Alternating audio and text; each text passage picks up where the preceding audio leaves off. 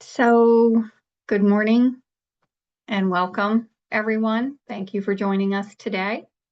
We are going to be talking about skills for effective educational advocacy.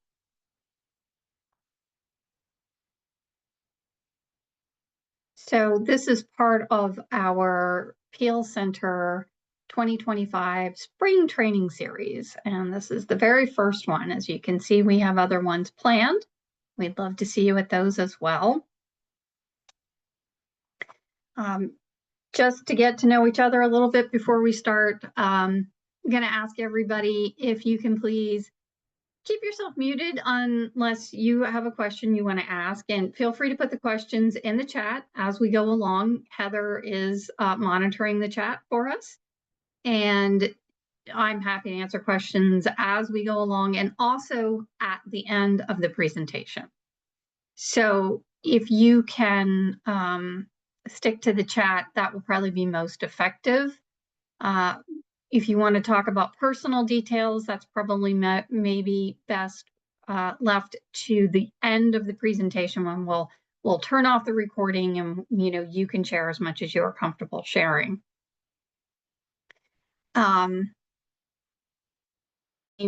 To start with, I'm Kathleen Haig. I'm a family resource specialist with the PEAL Center, which means I do individual assistance with families.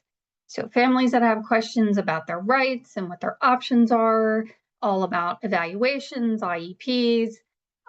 We talk to them, the family resource specialists, we talk to the parents individually, we email with them, we review the documents with them, we talk about what their concerns are and how to address those. So that's very much individual one-on-one assistance.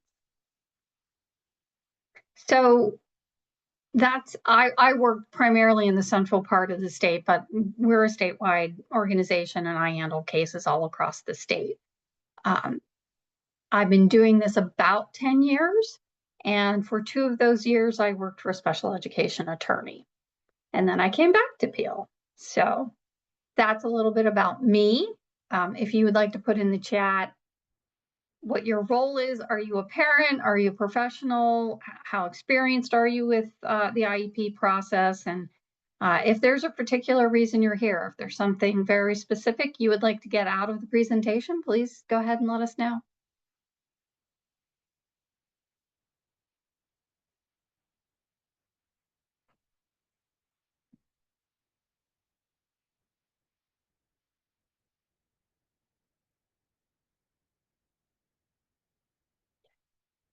A parent, children that have an IEP and a 504. That's always fun to have both.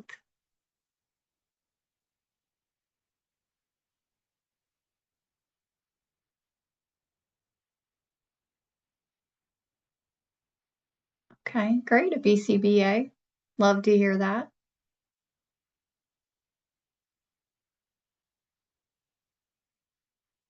Okay, so early intervention too, and kids with 504. Great. Counseling. Excellent. Oh, there's a lot of 504 information out here.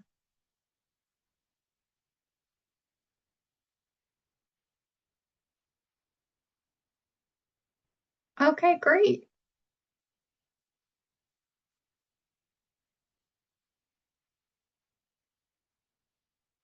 Yeah, I love the community support coordinators. We get a lot of cases from them. Okay, thanks everybody for sharing. It's good to know the audience. I think we're right on track. Oh, thank you, Kathy. We think PEAL's wonderful, too. Our mission for PEAL is to educate and empower families, to ensure that children, youth, and young adults with disabilities and special health care needs do go on to lead rich, active lives as full members of their schools and then, after they graduate, within the community. In the presentation today, we're going to go over these main areas so that by the end, hopefully, you'll be able to describe the principles of educational advocacy, discuss ways to identify and clarify the concerns that you need to advocate for, explaining the process and strategies for the advocacy, and identify dispute resolution options that are available to you, which that in and of itself could be a whole presentation. So we're going to start with some of the main principles of educational advocacy and talking about what advocacy is in general. Advocacy is an action. So it's speaking out in favor of something. It's giving recommendations. It's arguing for a particular cause. It's supporting or defending others or particular tenets you believe in. It's sort of pleading on behalf of others, and that's a lot of where our advocacy for students comes in.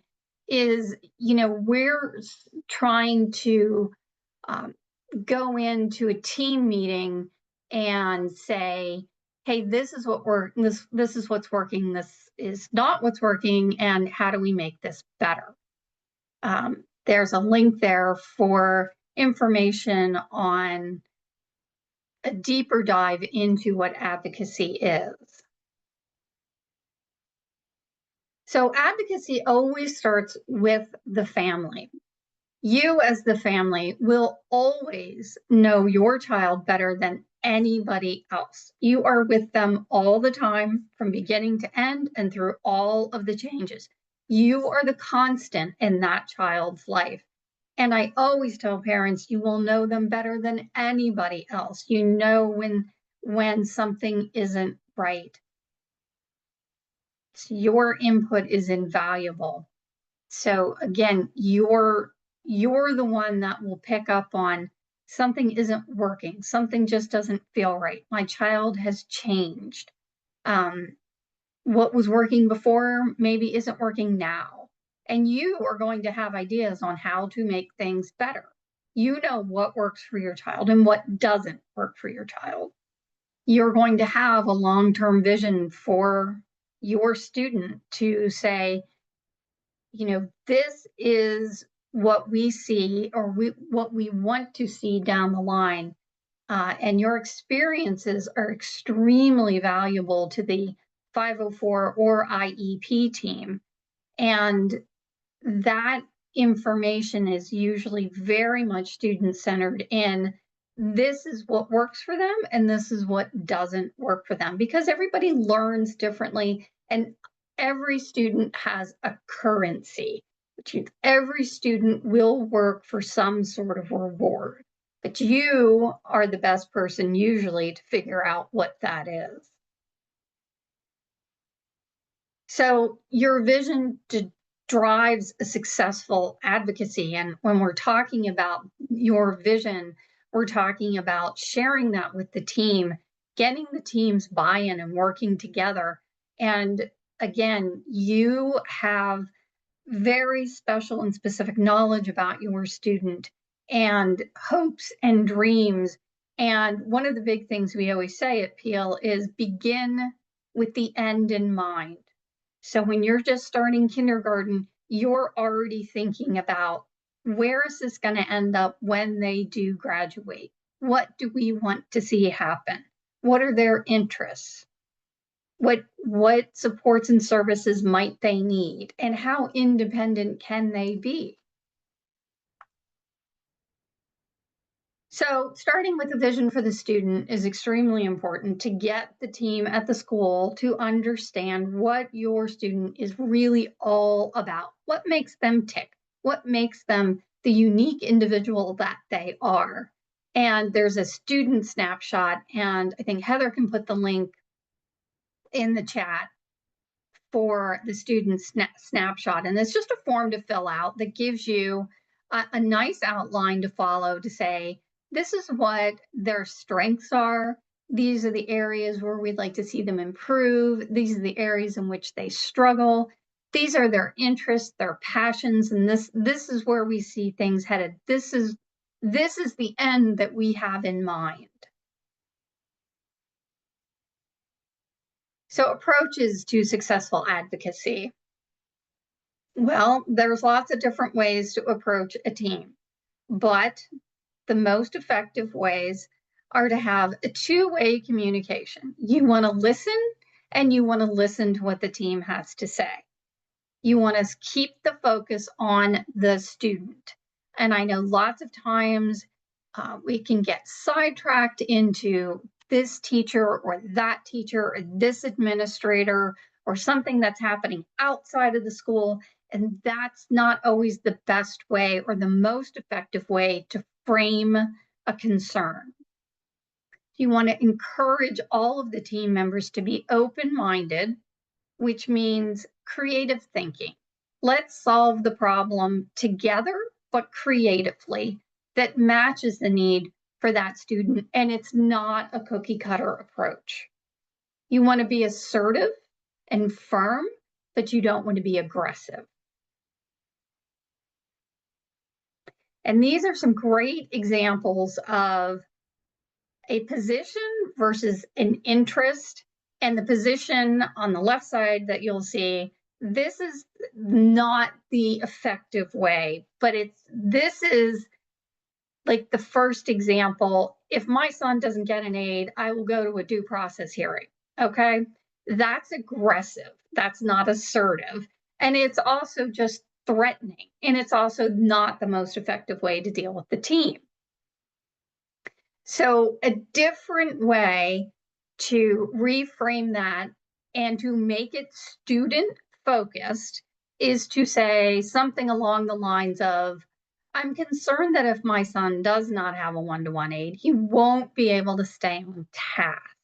So you've brought up a very specific issue that the aid would be the support the aid would be providing for the student. And then that opens up the discussion of, okay, well, that's the main concern, them staying on task. How do we address that most effectively?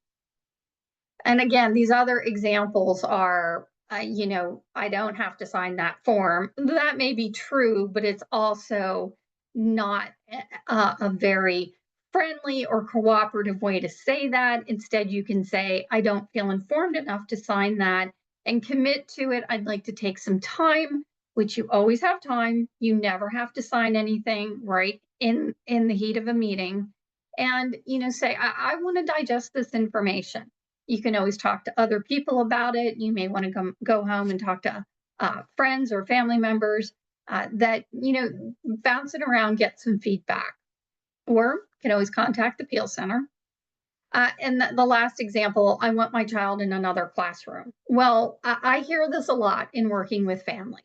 And usually it's one of two things. Either they don't like the teacher or they don't think the classroom is appropriate. And those are two very, very different concerns. And not liking a teacher is one thing, but you have no choice as to who your teacher is going to be for your student. That's one of the things we do not have control over. And whether or not it's an appropriate classroom and it's meeting their needs is a completely different discussion.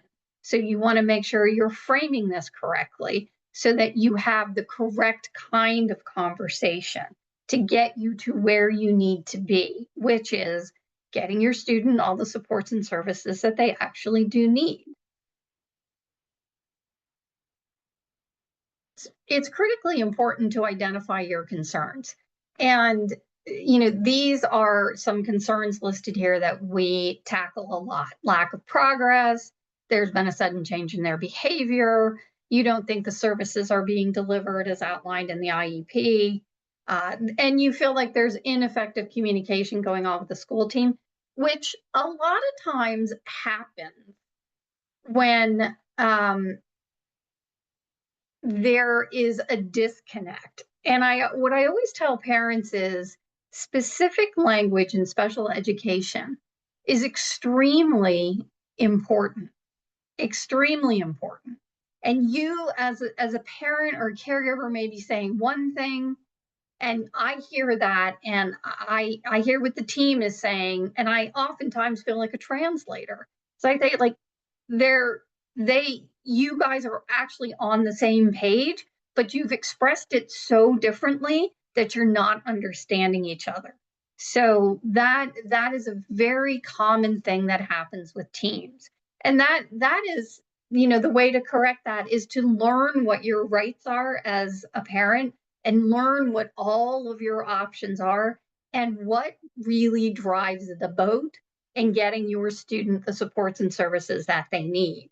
And I'm just going to take this moment to say, if you remember nothing else from this presentation, please remember this, that the evaluation report is critical information. That is the data, not anecdotal evidence. The evaluation report is the data that you need and the team will look at in order to determine strengths and needs and how to meet those needs. The evaluation is the roadmap for designing an appropriate IEP. Okay, I'll get off my soapbox about the evaluation. So prioritizing and planning for the meeting. You definitely want to, have that vision, have the generating what are the fires to be put out first. You have to prioritize things. These are the things that need to be taken care of first. If the behavior's out of control, you need to take care of behavior before any learning is going to be happening. There are potential solutions that you can certainly offer to the team, and there are non-negotiables, and they can be a little tricky, but you should have ideas as to what you are able and willing to negotiate on and not, and that's a very effective strategy. And what are concrete outcomes that you want to see for your student? So an approach to problem solving, which that's really all these meetings are for a 504 or an IEP team meeting. It's all about problem solving. And the way that you approach that will make all the difference in the world sometimes. So again, how urgent is this matter? What are the fires that need to be put out? What's really going on? There are other concerning issues going on at the same time, but they are the urgent matters. So what is urgent? What needs to be addressed first? And look at your current relationship with the school team members. And I always say, when you're in a team meeting, whether it's a 504 meeting or it's an IEP meeting, I always go around the room and assess, who can I work with? Who's working with me best here? And who isn't maybe that invested? And then you've found the people that you will work best with, and then try to encourage them to bring forth more to the table. Is your concern related to a special education matter, or is it an interpersonal concern? And this is really important to parse out.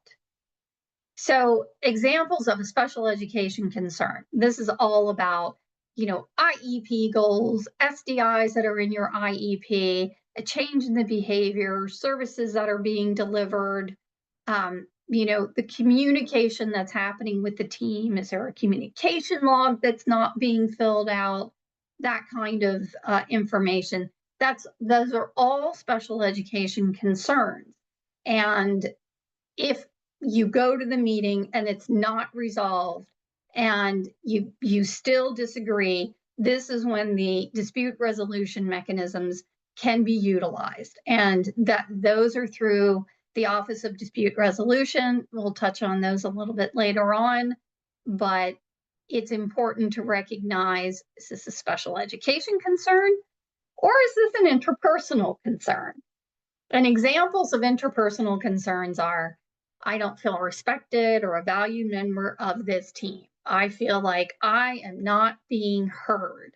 And I'm also not getting good responses, or I'm not getting emails answered, or the team has too low of expectations for my child. And it's just not, the communication's just not working. So keep in mind, while these are extremely important to address in a respectful way, in a way that everybody feels heard and not threatened, then understand these are things that need to be addressed, but they typically cannot be resolved through dispute resolution mechanisms. Dispute resolution is looking at, are there substantive problems going on? Does it require something to change in the IEP and the documentation? And it's not just, they're not listening to me. So scenario number one, we're talking about the educational concerns, poor progress on IEP goals. These are some questions to ask. Do I need to learn more about IEP goals? Probably. The answer there is probably. They are not easy to write. They're not always easy to understand. All the parts of them are difficult to ensure sometimes that they're in an IEP. Perfect example, every IEP goal should have baseline information. So whenever that IEP was written, whenever it was started, they need to take baseline information on what that student is at, what level they are at for that goal currently, and have that information. Because if you don't know where they're starting, if you don't know where the baseline is, there's no way to tell if they're making progress. Then what are your non-negotiables, which again can be tricky, but these are more to get you to think about what are the urgent burning matters here and what can wait and what needs to happen first. And then to think about effective strategies that can be used to get an effective discussion around what you're seeing. So, think about, how is the school measuring the progress and collecting data? That is not easy information always to get out of a school team. But it is your right to ask a lot of questions until you fully understand how they're doing it. And if you think they're doing it in a way that doesn't make sense to you when you get the data, you can ask them to change that. One of my biggest suggestions is always get it in a chart format, whether it's, actually the XY graphing, which I find very, very helpful, or a bar graph, because nobody can argue with a graph, and it's data points. It's not anecdotal information. It's not, oh, they're making great progress. Okay, really show me how. So again, going through, don't be afraid to ask questions, and looking at the progress. You want to look at everything. You want to look at homework. You want to look at tests. You want to look at the progress monitoring. You want to look at the classroom diagnostics. So one of the non-negotiables is, if they aren't making progress, change needs to happen. That's a good non-negotiable to have. If they can prove through the data no progress has happened in that goal, you need to give them several months to make sure progress is happening or not. They need the intervention to work for a while, and then say, okay, this is not negotiable. The progress isn't being made. We need to change either the intervention or the intensity of the intervention, which are the two most common things that change. The effective strategy can be reviewing and revising the IEP goal, increasing communication between members, like I said, changing the way the progress monitoring has happened, changing the intervention, and again, get creative with it. It's not a cookie cutter approach. This is individualized. To go through another scenario about the team having low expectations for your child. This is something where knowing all the data comes in as critically important, because lots of times this happens when you have IQ testing that's been done and the IQ may be a little bit lower. But if you really look at all of it, you can see where they have, like, let's say, really strong visual spatial skills, for example. And knowing that means, okay, let's play to the strengths. They have definite areas in which they excel and ways in which they learn more effectively. So it's all about bringing those expectations or strengths to the table to increase the expectation levels of the team. And they are required actually to presume competence in the child. It's not enough to say, oh, they're not making progress because they have autism. That's not an acceptable thing for a school district to say.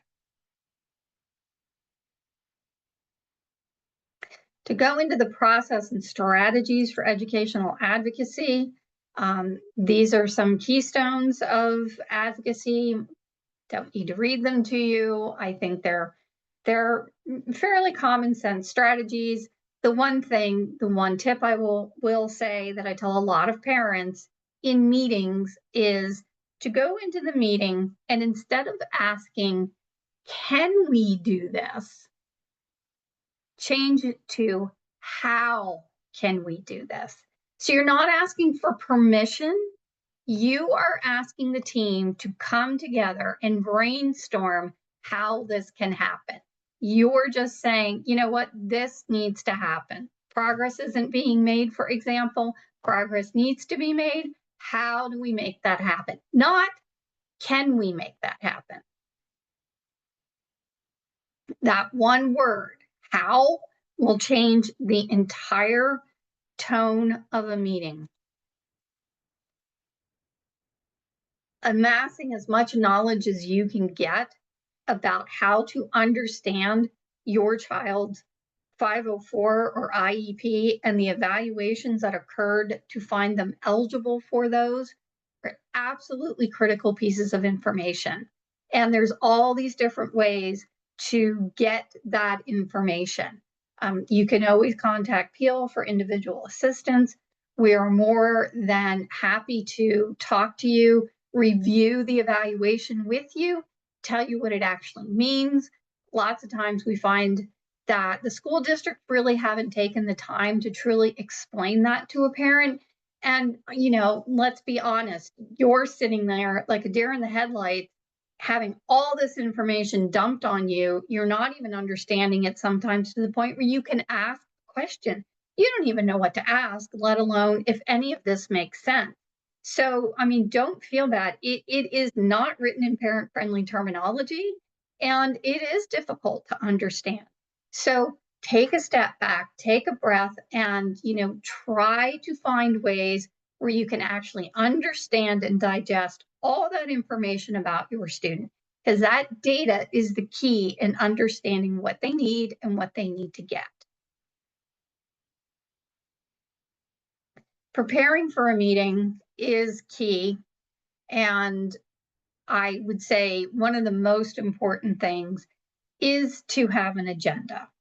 Obviously you want to organize the documents you want to reference, you want to plan what you're going to say. Lots of times I will go through with parents sort of a mock IEP meeting, and we'll go through, well, this is what you're going to be asking for, and maybe this is what the school will say. How do you push back against what the school is saying, or how do you respectfully disagree with what they're saying? So there's all different ways to plan out how to handle the meeting. And that takes a lot of the emotion out of the meeting. I see in the chat that the school districts are mandated to provide this training, and you can request a training with the supervisor about IEPs, which they don't tell you about, but is a related service for parents. That is an excellent point. Yes, absolutely. Districts are required to explain these things to you and even give you a training about it if you're, at that level of, sometimes you're brand new to all the special education and it's just overwhelming, and you want to, you want an extra training, you want something so you understand it. And it can be written into the IEP. Absolutely. Thank you for putting that in there, Kristen. It's at the end of the IEP, and you can see it's, sometimes it's support for school personnel, and you can have it written in there so that you get training, and you are required. I mean, they are required to do that. So discussing with others who know your child, that's important. Keep notes on who you talk to. Notes. Okay, here's the other thing. Don't forget, if it's not in writing, it didn't happen. You cannot, if you have to have a phone call with the district, you have to then follow it up with an email and summarize. So you want to memorialize it in writing, saying, thank you for taking the time to talk. This is what I understand we discussed, and this is what's going to happen next. If if I got anything incorrect, please let me know. But then you have it in writing. And that is key. So keeping the documentation, keeping records, putting it in writing. Again, if it's not in writing, it didn't happen. And a lot of parents, for whatever reason, just want to make a quick phone call, and that's fine, but you do have to follow up with an email. And one of the things, when it says keep a meeting notebook, if you have a notebook about every meeting you go to, one of the things to understand is you can bring anybody you want to a meeting with you, whether it's, I always say, is there a family member? Is there a neighbor? Is there another parent? Is there somebody you can bring with you that will just take notes, really good notes at the meeting for you? Because it's hard for you to be in the meeting talking about everything that needs to happen and trying to take all the notes. So just taking a note taker with you can sometimes be a big, big help. So tips for written communication, again, letters, emails. We don't see letters so much anymore. We do see emails. Emails will suffice for any kind of request you do want to make to the district. Nothing needs to be in letter format anymore that's coming from a parent. Sometimes schools will think or adopt the stance that certain things need to go out as a letter and not an email. And that's okay. They're allowed to do that. Make sure things are dated and signed. Focus on one or two issues. And if you're writing an email about a concern, let's keep it short and sweet and to the point. Nobody's going to keep reading if your email is 2 pages long. We're going to get lost. There's only so many examples you need to give them, okay?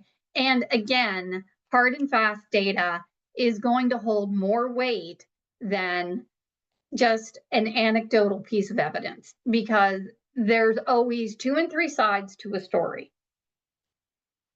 You want to let them know when it's okay to contact you, and you also, you could have somebody else review the information that you're sending out to get sort of that second set of eyes on it, to make sure that you have worded things correctly. Lots of times I find that in the parents I'm working with, we'll talk about something, they will do a draft of a letter. I will then review it. And lots of times what I'm saying is my editing consists of, okay, you want to use this wording and not that wording. And also what was just put in the chat, which is extremely important. Thank you again, Kristen, to remove the emotion. You have to take the emotion out of your advocacy. There's a whole book written on it by Pam and Pete Wright, W-R-I-G-H-T. It's From Emotions to Advocacy, which is a phenomenal book all about using data to support what you want and not going in with, wanting to set the team on fire, so to speak. It is very emotional because it's your child. And, I have a child, went through IEP process. He's now 26. I have been there, done that, lived to tell about it, got the t-shirt, the whole 9 yards. Okay. So I understand that when it's your child, it's very emotional, but your end goal is to get them what they need. And in order to do that, you have to try and back that emotion down as much as possible. So understand who the key players are in anything that you send to the district. Now, these are some of the key players listed here, but I'm also going to tell you that the building principal and the superintendent and the school board, they oftentimes will not understand special education to the degree that you think they do or should, however you want to say that. They have a passing knowledge of it, but they don't always understand it at the level they need to understand it. And I know principals are involved a lot. They are not on the special education team, so to speak. They may be part of your meetings, but the director of special education is the one that completely understands the special education, both the federal and state laws, and what the school board policy says. So most importantly, when you're addressing special education concerns, you definitely want to copy in the director of special ed. You want to start there. And if you need to pull other people in, okay, maybe you do that, but there are best practice ways of first people to contact and then go up the chain. The school board rarely gets involved in special education matters, and most of them have little to no special education training. So participating in the meetings means being prepared. You want to definitely have an agenda in writing. I always do a high level or suggest a high level agenda. It's an outline with bullet points.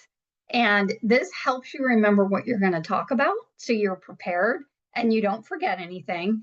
And I send it to the team. I would recommend sending it to the team at least a day or two in advance of the meeting so the team comes prepared. They know what you want to talk about and they're going to come in prepared to discuss those issues with you. And you want to actively listen when you're in the meeting. You want to think about what you're saying before you're saying it. Am I coming from a place of emotion or am I coming from a place of knowledge? Right. This agenda can become part of the IEP as to what your parental concerns are. So PEAL has a communication tips sheet here, and it's all about understanding your child, communicating effectively, excuse me, knowing your child's rights, and knowing what your rights are. That will tell you whether or not they're being done. So I always say you have to know how to do it right in order to know if it's being done wrong. So there's also information about practicing handling conflict constructively. And again, that's based on data, knowing your rights and trying to pull that emotion out of it as much as possible. The PEAL Center does have videos on its website for explaining your basic rights. And these are little videos that kind of give you a snapshot of how things should work and what your rights are regarding a variety of things. So these are your basic rights that you should understand. Eventually what you're coming to is common ground. I always say, like, if the student's name is Jimmy, we're all on Team Jimmy. We are all on the same team. And that is the way everybody should be looking at it. So again, to keep in mind, if a meeting becomes too difficult or too emotional, which does absolutely happen for a variety of reasons, don't be afraid to take a break. Just say, hey, you know what? I'd really like 5 minutes. It's okay if I step into the hallway. And that's perfectly fine. And, teams are often very accommodating. It also gives the team 5 minutes to reset. You can always come back together at another time. You can say, like this isn't going where I thought it was going to go. You've had some good questions. I have more questions that I didn't realize I had to begin with. Can we schedule another meeting? I'd like to come back to the table about this. And again, keep it focused on your child's needs, not about this teacher did this teacher did that, this classroom. Those are things that eventually do become addressed once you have all the data in place. Again, the dispute resolution that you have available to you is all through the Office of Dispute Resolution. You can see the different ways in which, the different options that you have to disagree with a school, because parents come to me all the time and say, well, we had a meeting and they said we're going to have to agree to disagree. And I always say, well, it doesn't end there. It doesn't have to end there. You can have another meeting. You can talk to us. You can have an IEP facilitated meeting. You can go to mediation. There's a hearing officer settlement. These get more and more complex as you go down the list. And occasionally, like if you're getting into due process, you're probably looking at needing an attorney. I would advise anybody that has questions about these processes to go to the Office for Dispute Resolution website. I think it's ODR-PA, and take a look at their website. I think they do a really great job of explaining all of these resolution processes. And that's what they're there for, to explain them and to help you with them. And we are done. I'm happy to open it up to any questions or discussions you want to